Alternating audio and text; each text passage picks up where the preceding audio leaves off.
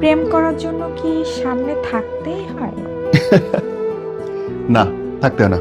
বরং দূরত্বের প্রেম সুন্দর। খাস বাংলায় বলি, হ্যাঁ, হাজব্যান্ড ওয়াইফের সম্পর্ক শুরুতে তো ভালো থাকে, পরে গিয়ে খারাপ কেন হয়?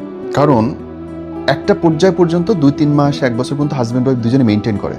যখন একজন আরেকজনের সামনে আসতেছে, অফিস থেকে ফিরতেছে, খুব সুটেড বুটেড থাকে, গায়ে গন্ধ লাগতে দিবে না, একটু হ্যাঁ, পারফিউম হ্যাঁ, মারবে, হ্যাঁ। চুলটা সুন্দর করে আঁচড়াবে, একটা টিপ মারবে, একটা পর্যায়ে গিয়ে ছেড়ে দেয়।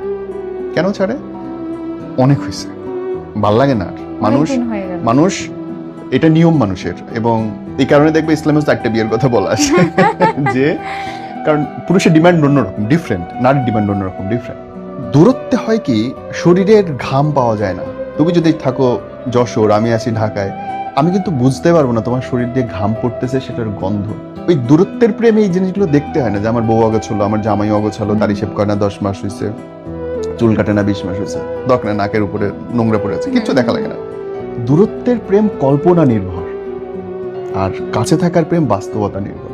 বাস্তবতা কঠিন, পাথরের মতো, আর কল্পনা মেঘের মতো, তুলির মতো, ছবি আঁকানো যায় যেমন ইচ্ছে। সো দূরে থাকলে প্রেম আরো সুন্দর।